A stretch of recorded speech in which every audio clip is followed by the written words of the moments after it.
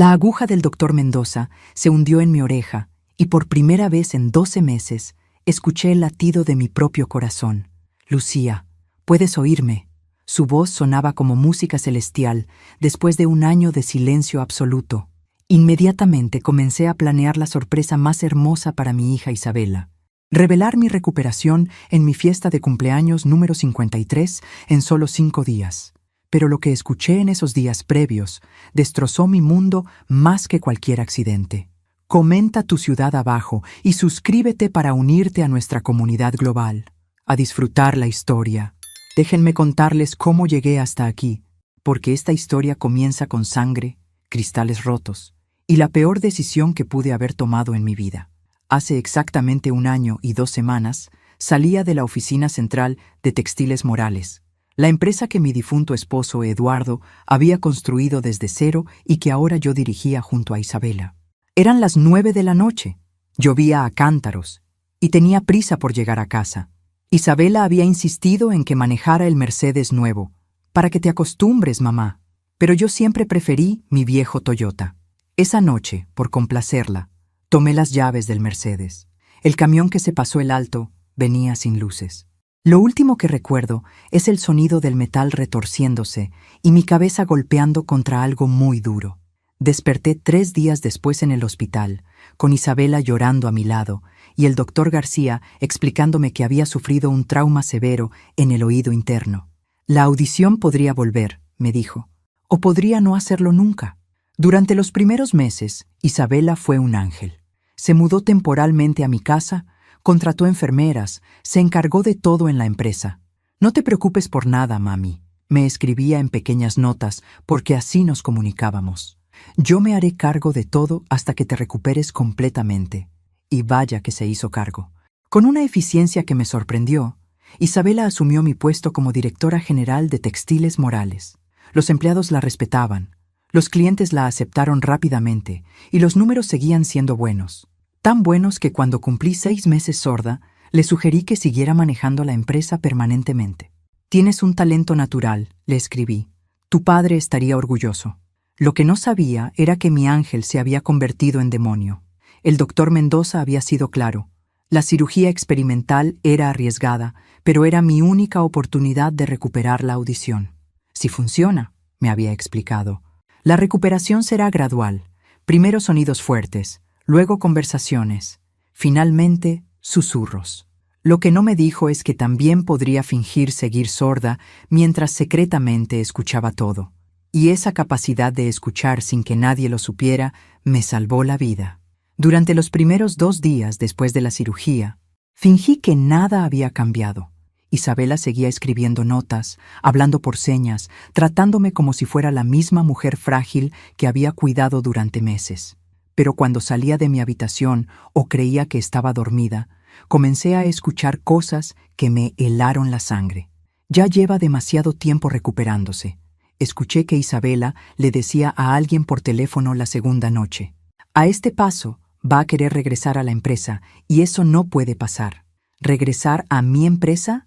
¿La empresa que fundó mi esposo? ¿La empresa de la que yo era la legítima dueña? Pero eso era solo el comienzo. Al día siguiente, fingiendo estar dormida en el sofá de la sala, escuché una conversación que cambió todo para siempre. Chapter 2. Ricardo, tenemos que hablar. Escuché la voz de Isabela desde la cocina. No conocía a ningún Ricardo, y por el tono íntimo de mi hija, era obvio que este hombre significaba más que un simple empleado.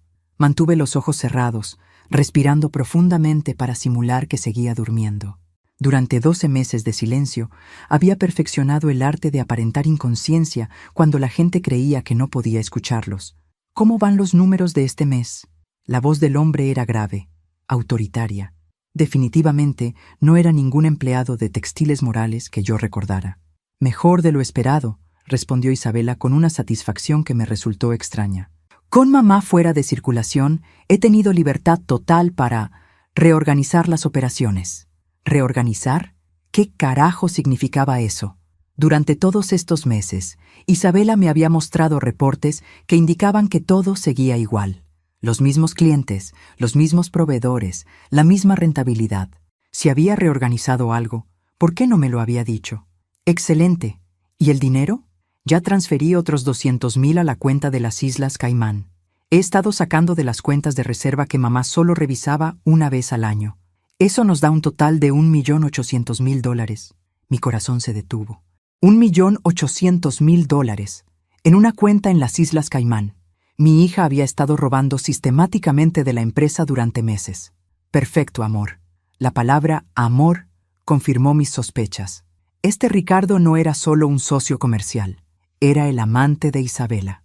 ¿Cuánto crees que podremos sacar antes de que tu madre se dé cuenta? Isabela se rió, una risa fría que jamás había escuchado de ella. Ricardo, mi madre no se va a dar cuenta de nada. ¿Has visto cómo está? Perdió toda su confianza después del accidente. Incluso si recupera la audición, ya está tan dependiente de mí que jamás cuestionará mis decisiones. Pero eventualmente querrá revisar los libros. Para cuando eso pase, ya habremos sacado todo lo que podamos y estaremos viviendo en Costa Rica. Además, Isabela bajó la voz. Tengo una póliza de seguro muy generosa a nombre de mi madre.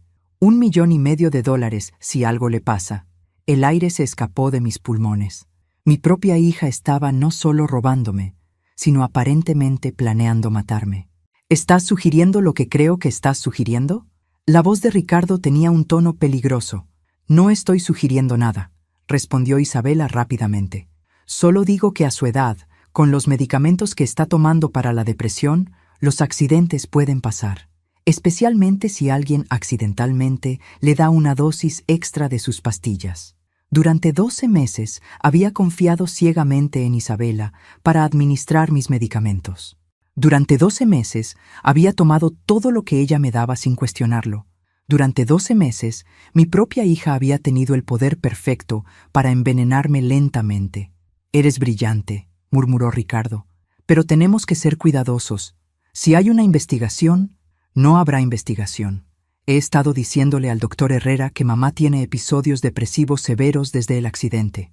Mi contacto en el hospital puede agregar notas sobre ideación suicida en su expediente médico. Una sobredosis accidental de antidepresivos en una mujer de 53 años que ha estado luchando con pensamientos suicidas. Los médicos van a firmar el certificado de defunción sin hacer preguntas. ¿Pensamientos suicidas?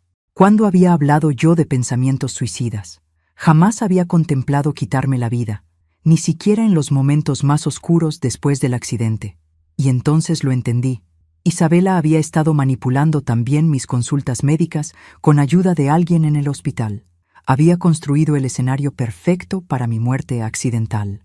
¿Cuándo?, preguntó Ricardo. Después de su cumpleaños.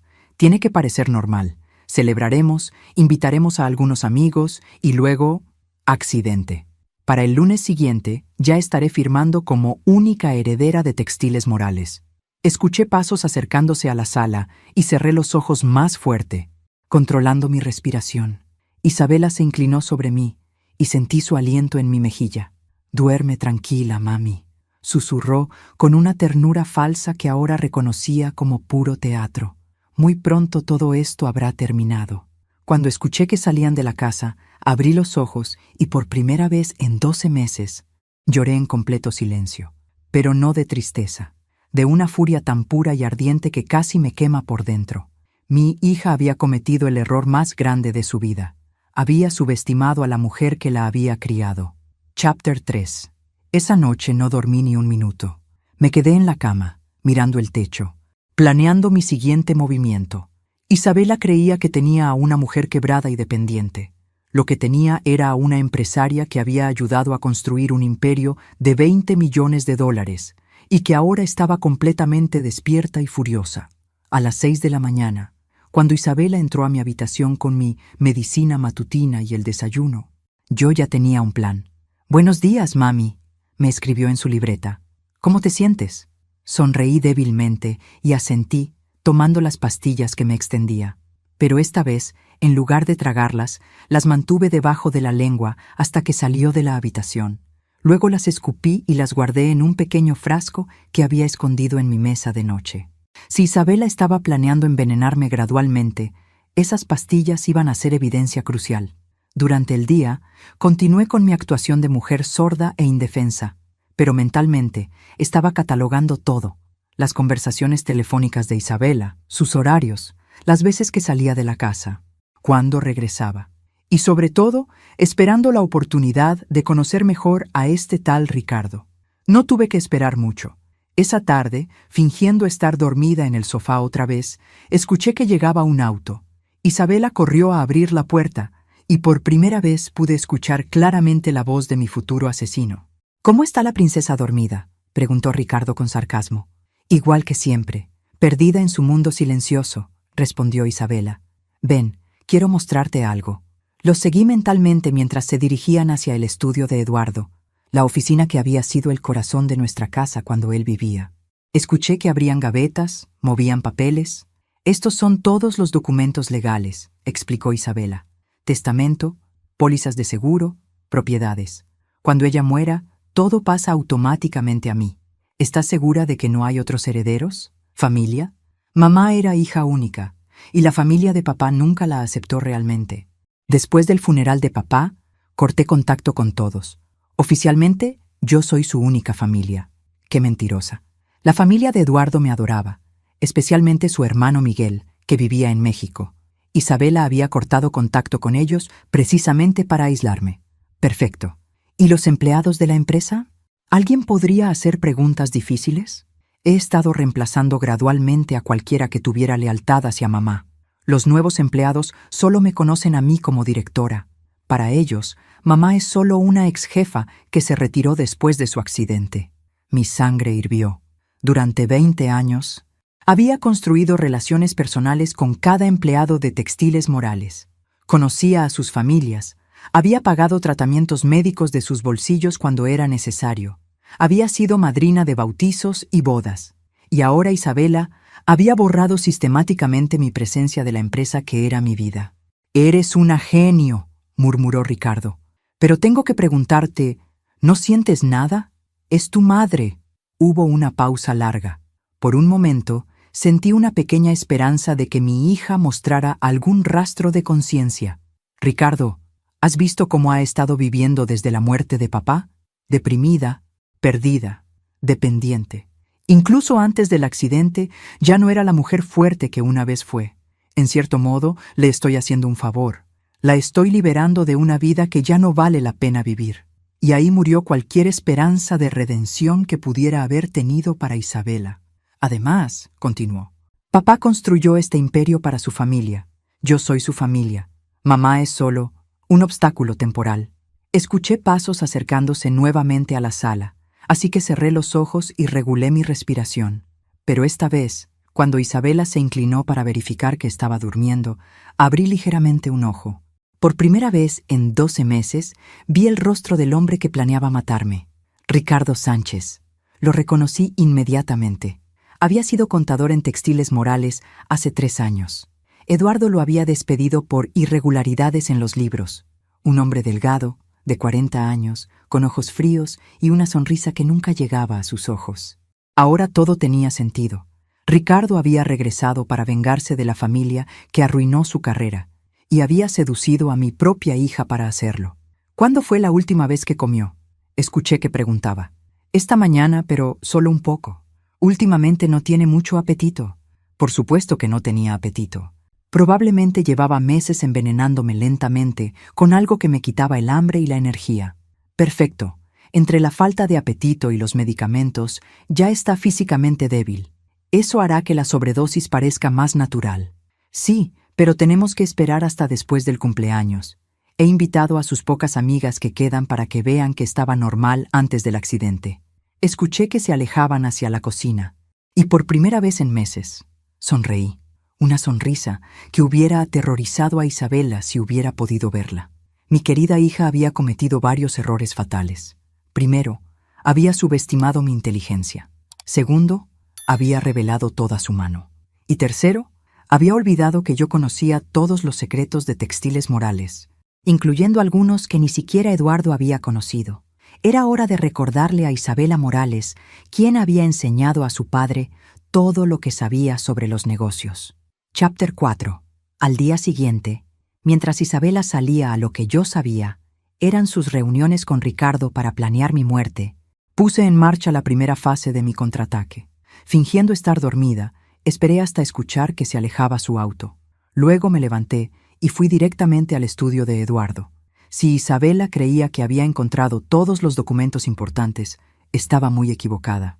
Durante 25 años de matrimonio, Eduardo y yo habíamos mantenido una caja fuerte secreta detrás de la biblioteca. Ni siquiera Isabela sabía de su existencia. Adentro guardábamos copias de documentos, dinero en efectivo para emergencias y algo mucho más valioso: las llaves de una oficina secreta que Eduardo había mantenido en el centro de la ciudad. Cuando Eduardo murió hace 3 años, nunca le mencioné esa oficina a Isabela. Había estado pagando la renta automáticamente desde una cuenta bancaria separada que Isabela desconocía. En esa oficina, Eduardo había guardado los verdaderos libros de Textiles Morales, los que mostraban operaciones que nunca declarábamos oficialmente. No me malentiendan, no eran operaciones ilegales. Eran inversiones inteligentes y legales que Eduardo prefería mantener privadas para evitar impuestos innecesarios y proteger los activos familiares de cualquier problema legal futuro. Isabela creía que Textiles Morales valía aproximadamente $5 millones. La realidad es que con las inversiones secretas, propiedades ocultas y cuentas bancarias en el extranjero que solo Eduardo y yo conocíamos, el valor real era de casi 20 millones. Mi plan era simple.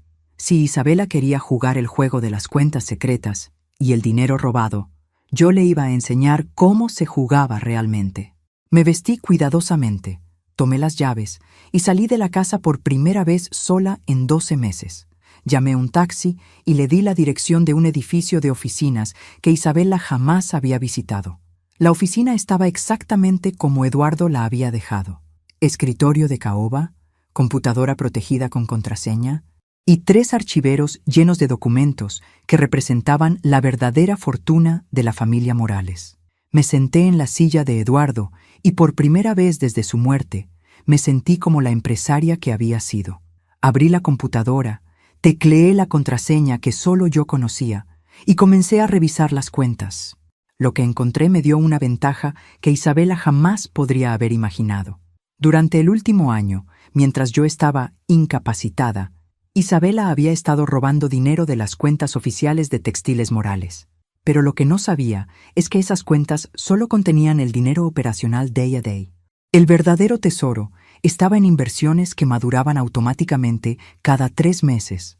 En 2 semanas, exactamente 8 días después de mi cumpleaños, $3,5 millones iban a ser transferidos automáticamente a la cuenta principal de Textiles Morales.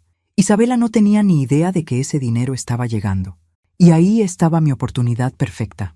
Abrí el segundo archivero y encontré lo que buscaba: contactos de investigadores privados que Eduardo había usado ocasionalmente para verificar empleados y socios comerciales. Uno de ellos, Alejandro Ruiz, había trabajado con nosotros varias veces y tenía una reputación impecable. Marqué su número desde el teléfono de la oficina. «Señor Ruiz, habla Lucía Morales. Necesito contratar sus servicios de forma completamente confidencial». «Señora Morales». Su sorpresa era evidente. ¿No sabía que había recuperado la audición? Es una larga historia. «Señor Ruiz, pero necesito que investigue a 2 personas sin que ellos se enteren. Mi propia hija y un hombre llamado Ricardo Sánchez». Le expliqué la situación básica sin entrar en detalles sobre el plan de asesinato. Solo le dije que sospechaba que Isabela estaba malversando fondos y que necesitaba evidencia sólida. «Por supuesto, señora Morales. ¿Qué tan rápido necesita los resultados?» «Para el final de esta semana. Y señor Ruiz, es crucial que esto permanezca entre nosotros. Si mi hija se entera de que la estoy investigando, podría hacer algo imprudente». «Entendido perfectamente. Tendré informes completos para el viernes». Después de colgar, abrí el tercer archivero y encontré otra sorpresa que Eduardo había preparado: documentos legales que daban poder completo sobre todas las cuentas de Textiles Morales a una tercera persona en caso de que algo me pasara a mí. Esa tercera persona no era Isabela, era Miguel Morales, el hermano de Eduardo que vivía en Ciudad de México. Eduardo había preparado estos documentos después de que Isabela comenzó a mostrar signos de irresponsabilidad financiera en sus primeros años de trabajo en la empresa. Él ya había notado su tendencia a gastar más de lo que ganaba y había tomado precauciones legales. Sonreí por primera vez en meses con genuina alegría. Mi esposo había sido más astuto de lo que yo había dado crédito. Tomé fotos de todos los documentos importantes con mi celular y guardé copias físicas en mi bolso.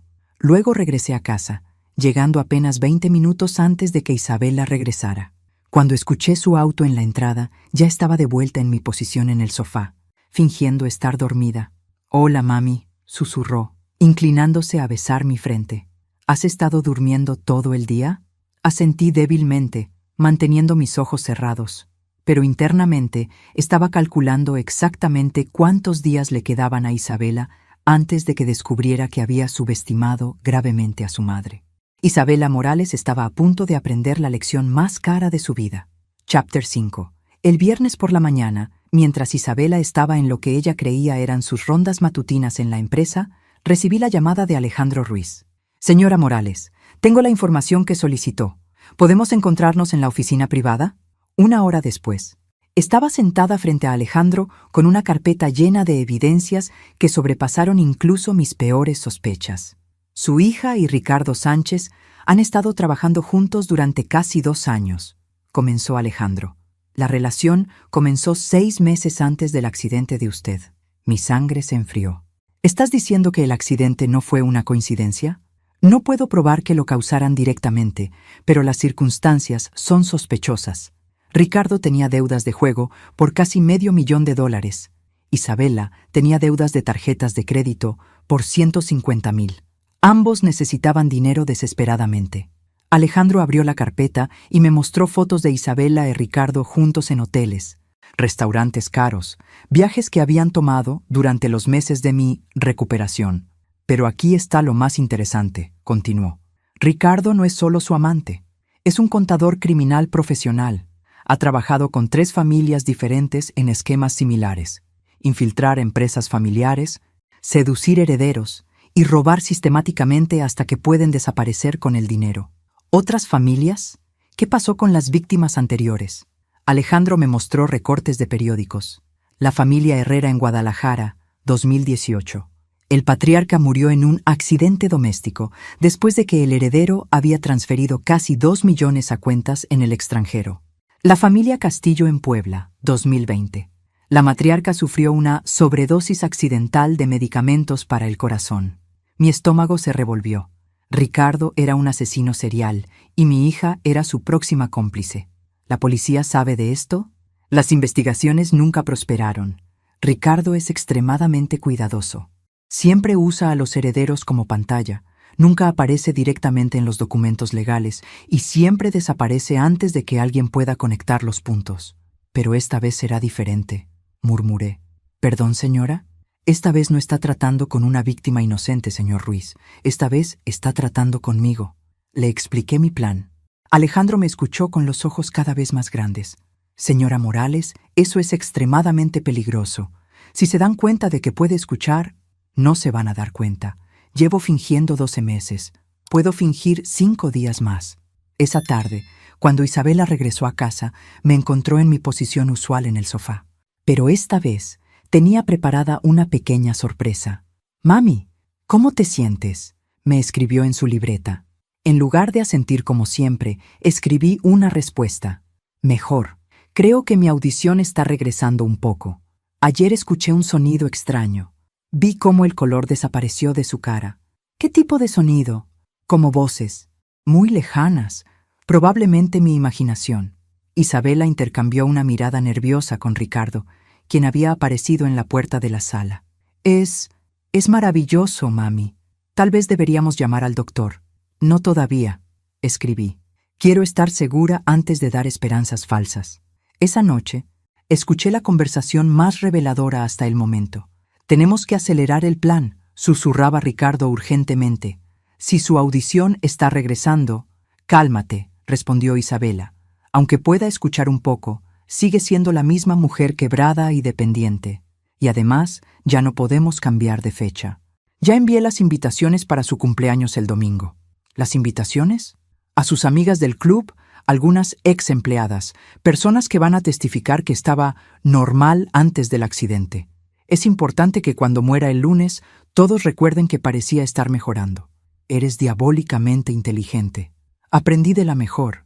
Mi madre me enseñó que en los negocios, la planificación es todo. Si solo hubiera sabido cuán cierto era eso. Durante los siguientes 2 días, Isabela y Ricardo finalizaron su plan mientras yo finalizaba el mío. Ellos planeaban envenenarme el lunes en la noche con una sobredosis de mis medicamentos. Yo planeaba algo mucho más elegante. El domingo por la mañana, día de mi cumpleaños, Isabela entró a mi habitación con un gran ramo de flores y una sonrisa que habría engañado a cualquiera que no conociera su verdadera naturaleza. «Feliz cumpleaños, mami», escribió. «Hoy va a ser un día muy especial». Sonreí y asentí, fingiendo la misma gratitud inocente que había mostrado durante 12 meses. Pero mi mente estaba replaying la conversación que había tenido el día anterior con Miguel Morales en Ciudad de México. «Lucía, ¿estás completamente segura de esto?», me había preguntado cuando le expliqué la situación. «Miguel, Eduardo me dejó las herramientas para protegerme. Es hora de usarlas. Estaré en un vuelo esta noche. Llegaré justo a tiempo». Miré a Isabela arreglando las flores en un vaso al lado de mi cama, y por primera vez en un año no sentí dolor por la traición de mi hija. Sentí excitación. Esta noche, en mi fiesta de cumpleaños, con todos sus invitados como testigos, Isabela iba a descubrir que había pasado 12 meses planeando el asesinato de la mujer equivocada, y yo no podía esperar a ver la expresión de su cara cuando se diera cuenta de que la verdadera Lucía Morales había estado esperando este momento exacto durante meses. Chapter 6. La fiesta comenzó a las 6 de la tarde con la puntualidad típica de las señoras de mi generación. Carmen Vega, mi antigua socia del club de lectura, fue la primera en llegar, seguida de Esperanza Torres y María Elena Castillo, empleadas de Textiles Morales que conocía desde hacía más de 15 años. Isabela había hecho un trabajo perfecto organizando la reunión. Había invitado exactamente al tipo de personas que podrían testificar sobre mi estado mental antes del accidente. Mujeres respetables, observadoras, que me habían conocido durante años. «Lucía se ve muy bien», escuchaba que comentaban mientras fingía concentrarme en leer sus labios. «Considerando todo lo que ha pasado, está muy tranquila». Isabela actuaba como la hija perfecta, traduciendo conversaciones, asegurándose de que yo estuviera cómoda, explicando a las invitadas lo difícil que había sido mi recuperación. «Mamá ha sido tan valiente», le decía a Carmen mientras me acariciaba el cabello con falsa ternura. «Hay días en que no quiere levantarse de la cama, pero siempre trata de mantenerse positiva por mí. Días en que no quería levantarme, jamás había tenido un solo día de depresión real». Isabela estaba construyendo la narrativa perfecta para mi futura muerte por sobredosis depresiva. Ricardo había llegado 1 hora antes de la fiesta, presentándose como un amigo de Isabela que venía a ayudar con la celebración. Las señoras lo habían aceptado inmediatamente, especialmente cuando comenzó a charmar a María Elena con preguntas sobre sus nietos. Era un actor consumado, tengo que admitirlo. Si yo no supiera que era un asesino serial, habría pensado que era un hombre encantador. A las 7:30, cuando todas las invitadas estaban reunidas en la sala tomando té y comiendo el pastel que Isabela había encargado, llegó el momento que había estado esperando durante 5 días. Miguel Morales tocó a la puerta. Isabela corrió a abrir, y pude ver su confusión cuando encontró a un hombre de 60 años en un traje elegante parado en mi entrada. «Buenas tardes, soy Miguel Morales, hermano de Eduardo», se presentó con la voz clara y autorizada que recordaba. «Vine para el cumpleaños de Lucía». El rostro de Isabela se convirtió en una máscara de shock controlado. «Tío Miguel, no sabía que venías. No recibí tu llamada, porque no llamé. Quería que fuera una sorpresa». Miguel entró a la sala y inmediatamente todas las señoras se levantaron para saludarlo. Ellas lo recordaban de los eventos familiares durante el matrimonio de Eduardo y mío. «¡Miguel!», exclamó Carmen. «¡Qué maravillosa sorpresa para Lucía!». Isabela estaba visiblemente nerviosa, pero no podía hacer nada sin parecer grosera frente a las invitadas. Miguel se acercó a donde yo estaba sentada y se inclinó para besarme en la mejilla. «Feliz cumpleaños, cuñada», murmuró lo suficientemente alto para que otros escucharan, pero agregó en un susurro apenas audible: «Es hora». Asentí casi imperceptiblemente y tomé una decisión que había estado planeando durante 5 días. Me levanté del sofá, caminé hasta el centro de la sala donde todas podían verme, y con la voz más clara y fuerte que había usado en 12 meses, dije: «Señoras, quiero agradecerles por venir a celebrar mi cumpleaños conmigo». El silencio que siguió fue absoluto. Todas las conversaciones se detuvieron instantáneamente. Carmen dejó caer su taza de té. María Elena se puso pálida. Esperanza se quedó con la boca abierta. Pero la expresión que más disfruté fue la de Isabela. Su rostro pasó del shock al terror puro en menos de 2 segundos. «Lucía», susurró Carmen, ¿Puedes oír?» «Perfectamente», respondí, sonriendo dulcemente.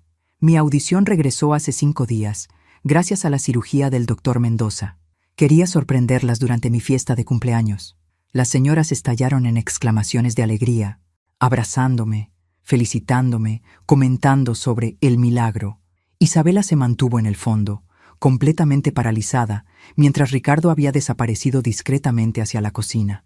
«Pero Lucía», dijo María Elena, «¿por qué no nos dijiste antes? ¿Isabela no sabía?» Miré directamente a mi hija, quien parecía como si fuera a vomitar. «No, Isabela no sabía. Quería mantenerlo en secreto hasta hoy. Aunque», agregué con una sonrisa que nunca llegó a mis ojos, «he escuchado conversaciones muy interesantes durante estos 5 días». El color desapareció completamente del rostro de Isabela. Ricardo reapareció en la entrada de la sala y pude ver que había estado hablando por teléfono. «De hecho», continué, «hay tantas cosas que he aprendido últimamente que creo que es hora de compartir algunas sorpresas con todas ustedes». Miguel se acercó y puso una mano protectora en mi hombro. «Lucía, ¿estás segura de que quieres hacer esto ahora?» «Completamente segura, Miguel. Después de todo, ¿qué mejor momento para revelar la verdad que en una fiesta de cumpleaños rodeada de amigas queridas?» Isabela finalmente encontró su voz. «Mami, tal vez deberíamos hablar en privado».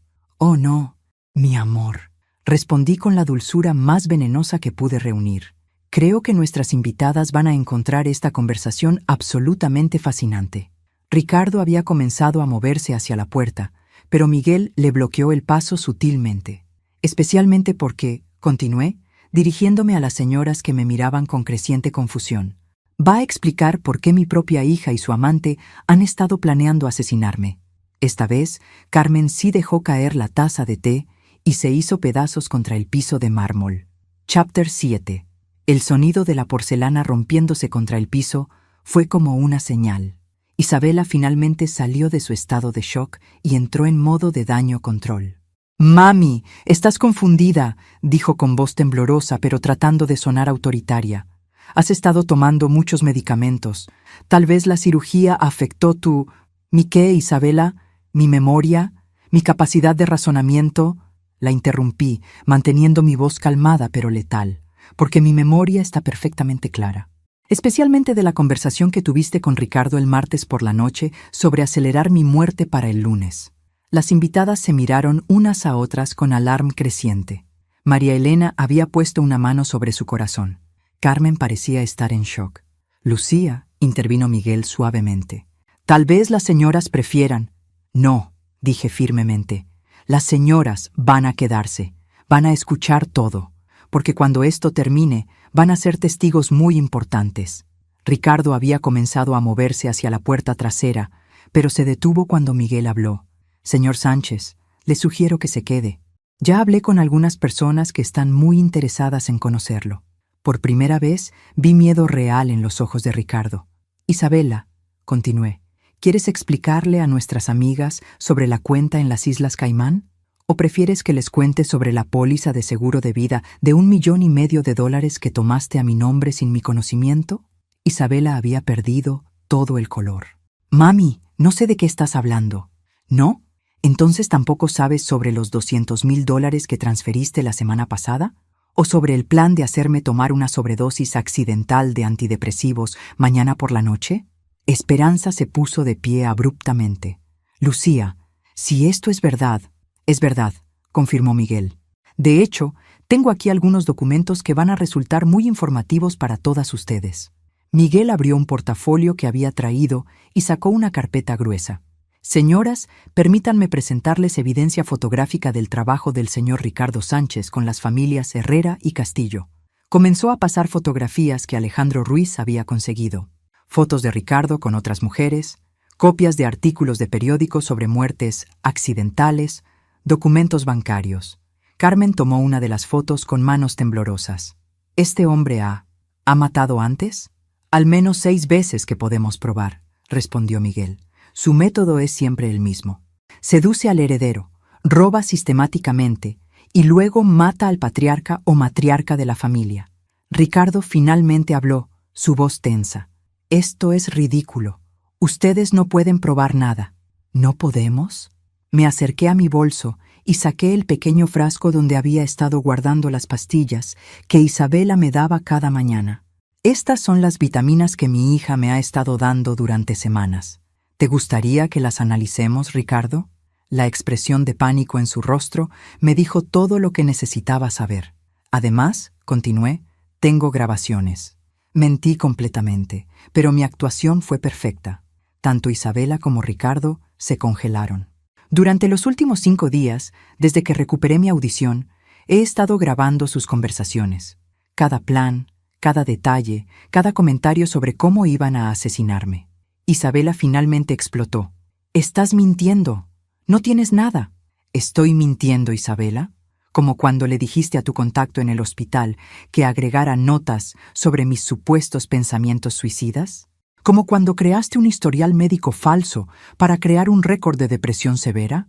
Como cuando le dijiste a Ricardo que mi muerte sería fácil de explicar porque ya tenía un registro de inestabilidad mental.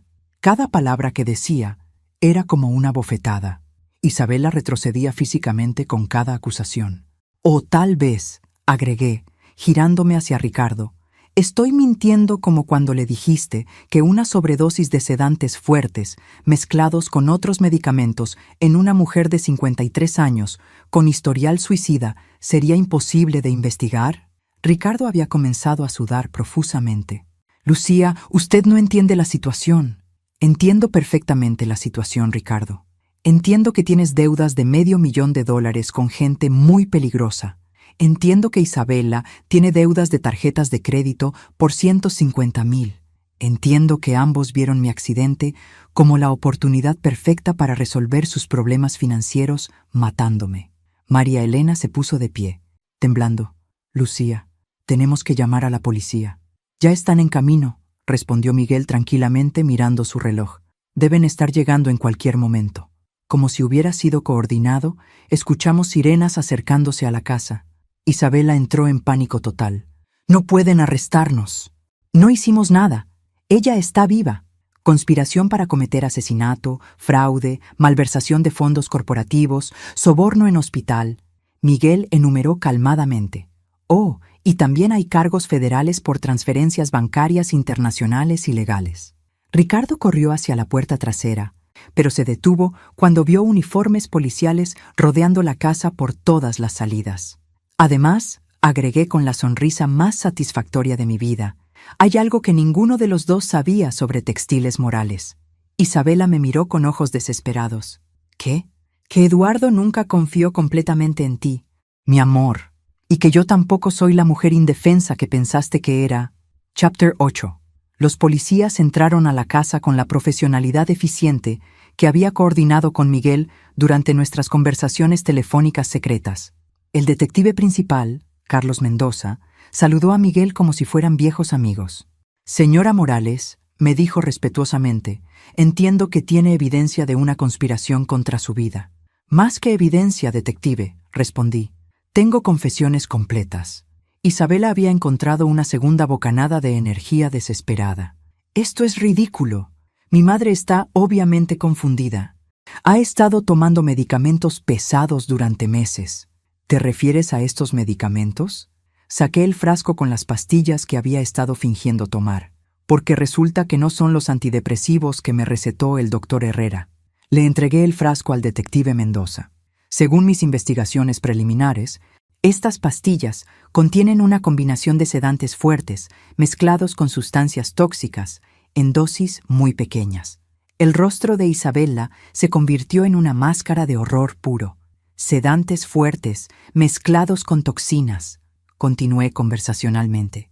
Es perfecto para envenenamiento gradual porque causa síntomas que se parecen al envejecimiento normal. Fatiga, pérdida de apetito, confusión mental leve, en dosis pequeñas durante meses, debilita el sistema sin ser detectado en análisis de sangre rutinarios. Carmen había comenzado a llorar en silencio. María Elena tenía ambas manos sobre su boca, mirándome con horror. Pero Isabela cometió un error, continué. Confió en Ricardo para conseguir la mezcla correcta, y Ricardo es más codicioso que inteligente. Usó demasiada cantidad, muy rápido. Si hubiera sido más paciente, probablemente habría funcionado. «¡Estás inventando todo esto!», gritó Ricardo. «¡No tienes pruebas!». Miguel abrió una segunda carpeta. «¿Te refieres a estas pruebas?». Sacó una serie de fotografías que mostraban a Ricardo comprando productos químicos en una tienda de suministros agrícolas, transferencias bancarias entre cuentas secretas, e incluso fotos de él y Isabela besándose apasionadamente en un hotel mientras yo supuestamente estaba muriendo en casa. «Alejandro Ruiz es very thorough», comenté. «También descubrió algo interesante sobre tu pasado, Ricardo». El detective Mendoza tomó las fotos y estudió la evidencia. «Señor Sánchez, tengo órdenes de arresto por cargos similares en Guadalajara y Puebla. Ha estado evitando a las autoridades durante 3 años». Ricardo intentó una sonrisa encantadora que había funcionado con tantas víctimas.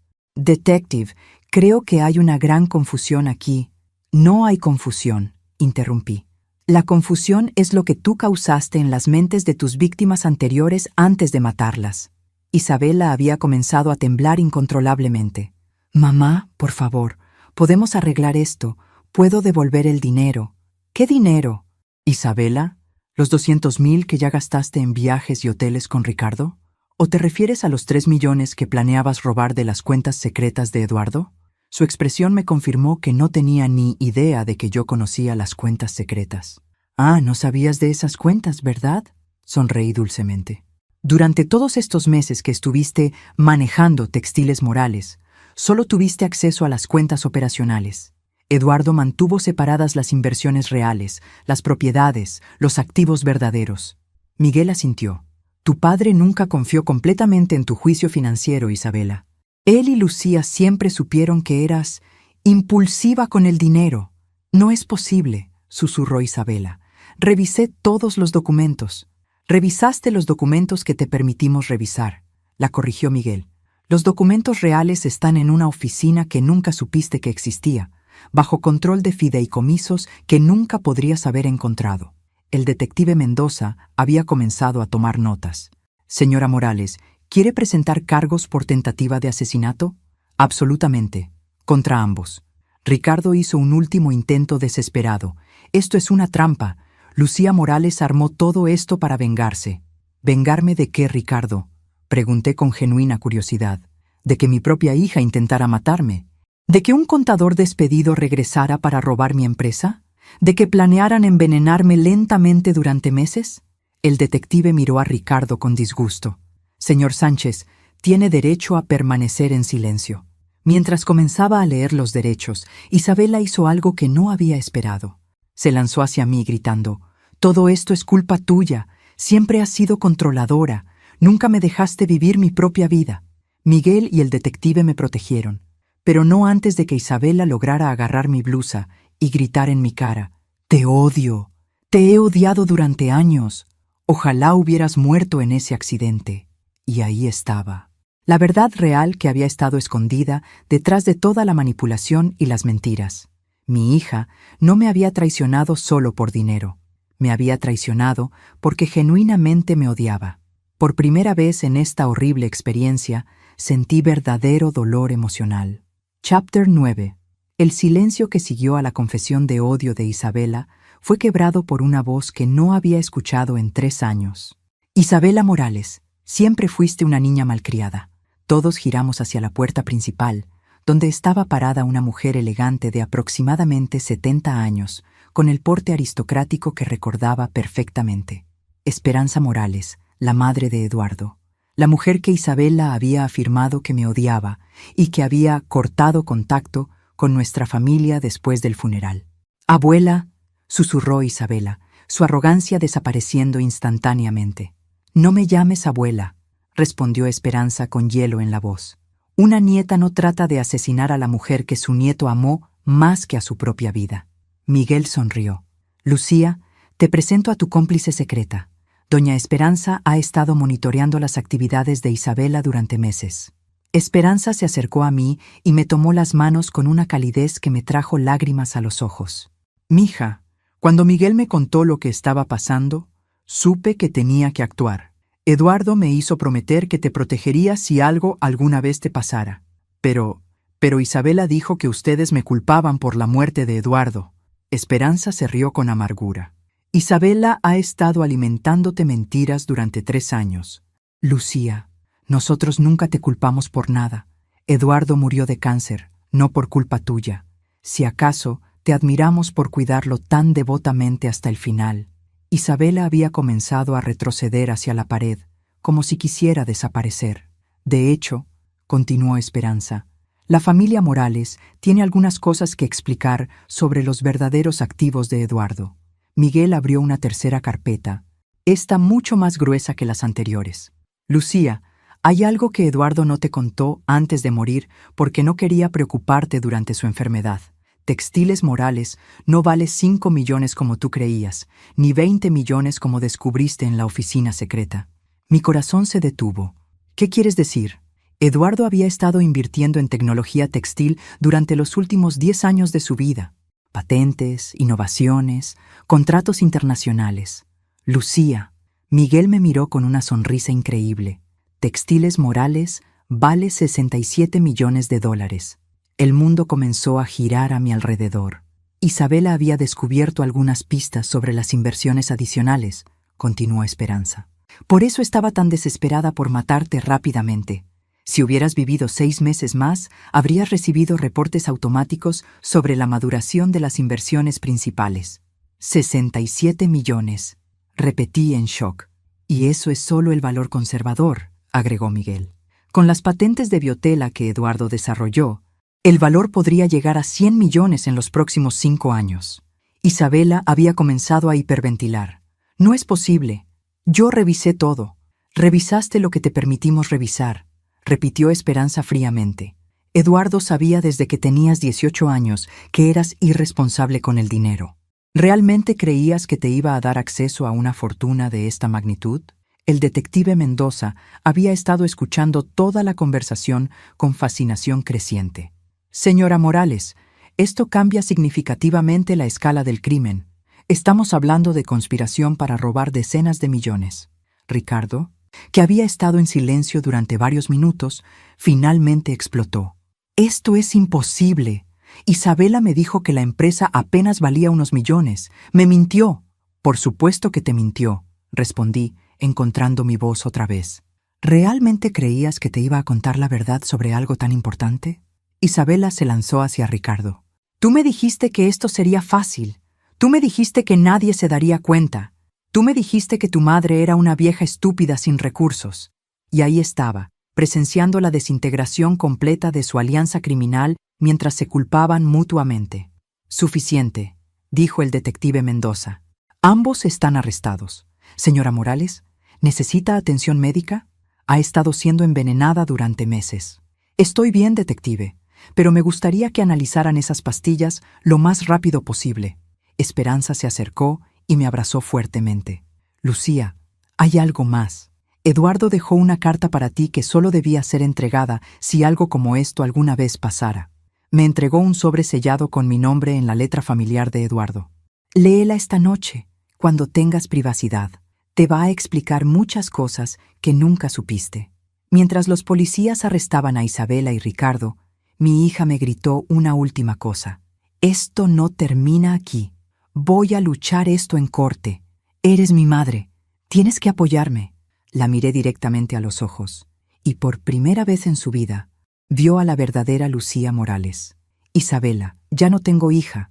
y mientras se la llevaban esposada, supe que había dicho la verdad. Pero lo que no sabía era que la carta de Eduardo contenía una revelación final que me ayudaría a entender exactamente cómo había llegado a este momento. Chapter 10. Esa noche, después de que todas las invitadas se fueran, después de que se llevaran a Isabela y Ricardo, después de que Miguel y Esperanza me ayudaran a limpiar los restos de la fiesta más surrealista de mi vida, me senté sola en el estudio de Eduardo, con la carta que había estado esperando 3 años para leer. Mis manos temblaban mientras rompía el sello. Mi querida Lucía, comenzaba con su letra cuidadosa. Si estás leyendo esta carta, significa que Isabela intentó hacer exactamente lo que siempre temí que haría. Me detuve, respirando profundamente. Eduardo había predicho la traición de nuestra hija. Durante los últimos años de mi vida, noté cambios preocupantes en Isabela. Su resentimiento hacia ti crecía cada día y comenzó a hacer comentarios sobre heredar lo que le correspondía mucho antes de que yo estuviera enfermo. Cuando mi diagnóstico se confirmó, vi cómo sus ojos brillaban cuando los médicos hablaban de mi expectativa de vida. Lágrimas comenzaron a caer sobre la página, pero continué leyendo. Lucía, mi amor, hay algo que nunca te dije porque no quería lastimarte. Isabela vino a verme 3 semanas antes de mi muerte. Me preguntó directamente si había alguna manera de acelerar el proceso de mi enfermedad. Cuando le pregunté qué quería decir, me dijo que tanto tú como yo estábamos sufriendo innecesariamente y que tal vez era hora de dejar ir. Mi estómago se revolvió. Isabela había sugerido matar a su propio padre. Ese día supe que nuestra hija era peligrosa. No solo codiciosa o irresponsable, sino genuinamente peligrosa. Comencé inmediatamente a tomar precauciones para protegerte después de mi muerte. La carta continuó explicando cómo Eduardo había construido sistemáticamente protecciones legales y financieras a mi alrededor, anticipando que Isabela podría intentar lastimarme. También contraté a un investigador privado para monitorear sus actividades después de mi muerte. Alejandro Ruiz tiene órdenes de intervenir si Isabela alguna vez presenta una amenaza real para tu vida. Él ha estado cuidándote estos 3 años. Lucía, aunque tú no lo sabías, Alejandro había estado trabajando para Eduardo durante 3 años. Todo lo que había parecido mi brillante detective work había sido en realidad el plan de protección de mi esposo muerto. Pero Lucía, lo más importante que necesitas saber es esto. Sospecho que Isabela podría intentar hacerte daño de alguna manera. No sé exactamente cómo, pero he visto la frialdad en sus ojos cuando habla de ti. He instruido a Alejandro que investigue cualquier accidente que pudiera sufrir después de mi muerte. El mundo se detuvo. Eduardo había sospechado que Isabela me haría daño, sin saber exactamente cómo. Si algo extraño te pasa, Lucía, no será un accidente. Isabela es capaz de cosas terribles y tú necesitas estar preparada para defenderte. La carta terminaba con instrucciones específicas sobre cómo acceder a sus cuentas secretas y una declaración que me hizo llorar durante 1 hora. Lucía, eres la mujer más fuerte e inteligente que he conocido. Sé que cuando leas esto, ya habrás derrotado a Isabela y reclamado tu vida, pero también sé que te sentirás culpable por los errores que crees que cometiste como madre. No te sientas culpable, mi amor. Algunos niños nacen con oscuridad en sus corazones, sin importar cuánto amor reciban. Isabela eligió su camino, no nosotros. Al día siguiente, llamé a Alejandro Ruiz. Señor Ruiz, ¿puede decirme exactamente qué descubrió sobre mi accidente de auto? Hubo una pausa larga. Señora Morales, después del accidente, investigué por órdenes de su esposo. Encontré evidencia de que los frenos del Mercedes fueron saboteados. También tengo video de un hombre alterando su auto la noche antes del accidente. Mi corazón se detuvo. ¿Quién era el hombre?